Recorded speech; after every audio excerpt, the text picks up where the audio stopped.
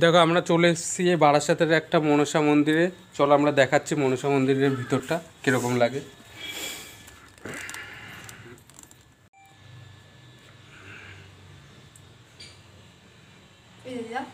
এর পিছনে নাকি ওই একটা সাপ ছিল, লেবু গাছ ছিল। দুধ দুধ খেত। হ্যাঁ, সব আছে। এ বলছিল সব এখনো আছে। এখন আছে কোথায় আছে?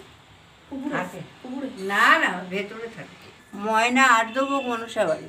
আচ্ছা ঠিক আছে, ঠিক আছে।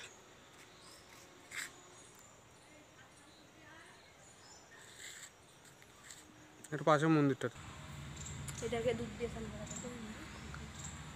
পাথরের একটা দেখছিস? এটার পাখিটা কালো হয়। এটাকে দুধ দিয়ে স্নান করা হয়, বুঝেছিস? আরে না রে, পাথর কালো।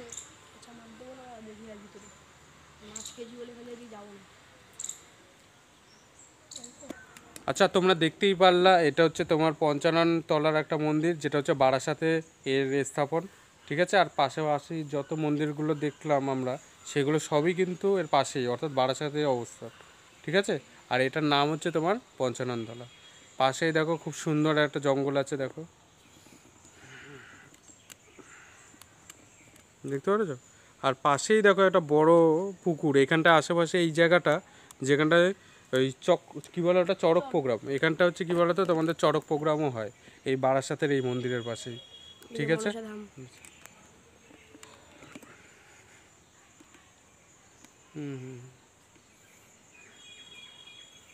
ঠিক আছে। না না, দেখো আমার সঙ্গে যারা আছে এই ছোট ছোট ভাই বোনেরা, যারা আমাকে হেল্প করলো এই গানটা নিয়ে আসার জন্য। ঠিক আছে, এইখানে কি হয়, চড়ক মেলা। কোন জায়গাটা বলো বলো বলো। পুরোটা মেলা হয়, তাই তো? আচ্ছা, এই যে মাঠটা তোমরা দেখতে পাচ্ছ, এই মাঠটায় এই চড়কের সময় মেলা হয়, তাই তো? হ্যাঁ, আচ্ছা ঠিক আছে। ঠিক আছে।